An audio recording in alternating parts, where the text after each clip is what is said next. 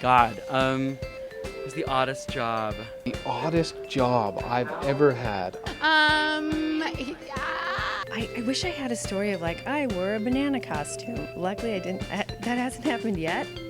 I worked at Panera for 1 week. So the soups, I'm sorry to break anyone's heart out there, are not fresh as you think they are. They come in bags that are frozen in the back, and you have to dip them into this vat of boiling water for a few seconds to like ready them, and then you pour them out, and I burned myself on that.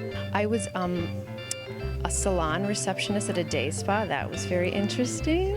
And I dropped the bag, I marched up to the thing where they say like, Nancy, like your order, and I said, I quit, and I walked out. I quit. I remember I worked at one of those magazines where you type in all the listings of the houses, like 2-bedroom, 2-bath thing.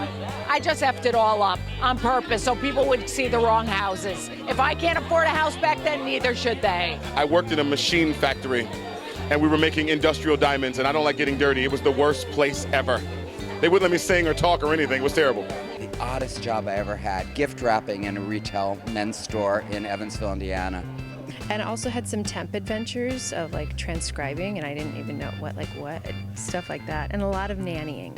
It was fun. I mean, I did it for like 7 years. so there you are. Ooh, I did once when I was 10 years old. I was working at a dinner theater. I was doing Annie, and I really, really, really wanted to get in costume before the show and help serve the meals. I was really terrible at it, but it really made me happy. I did work at Guess. I did retail, but I actually loved that. I was really good at like selling people on clothes, you know? I was bussing tables at the Calabogie Seafood Restaurant in Hilton Head, South Carolina when I was 14 and 15.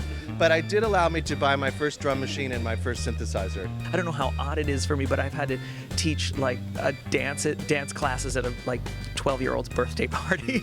A couple weeks before I got the job to do In the Heights, I got a phone call, and this guy was like, I've heard so much about you, and he went on to ask me if I would dance the bottle dance at a bar mitzvah.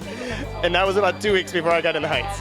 This little girl comes and she shows up in a beautiful party dress, and I'm like, well, and her friends are like giving me the stink eye. You know? So I remember thinking, wow, yeah, this is tough. This is showbiz for you. Even though it was a great job in some ways, but my dad built houses, and so kind of from the age I could swing the hammer, I worked with him in the heat in the summer and the freezing cold in the winter, and man, it was tough getting up at 6 in the morning when I was 15 to go to work.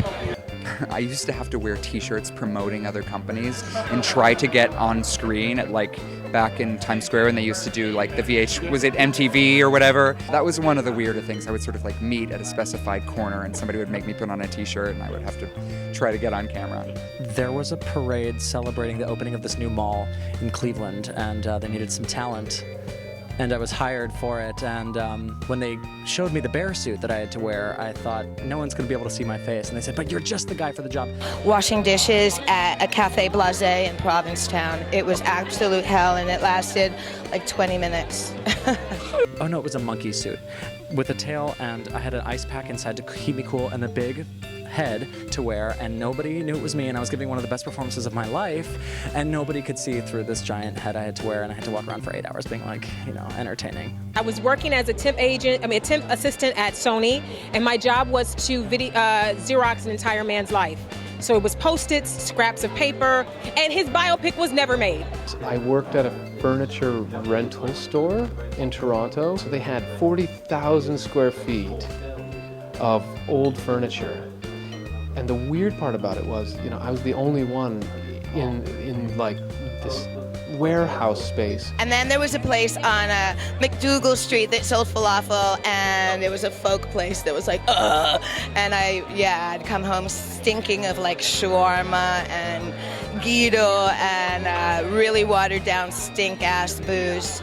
Well, I did an industrial event back in Toronto where I had to, it was for Fashion Cares something, I had to escort a model up into the stage, and I was wearing this really kind of bizarre white suit that looked a lot like a spacesuit, and I had some weird hairdo, and that was one of the moments of like, what am I doing?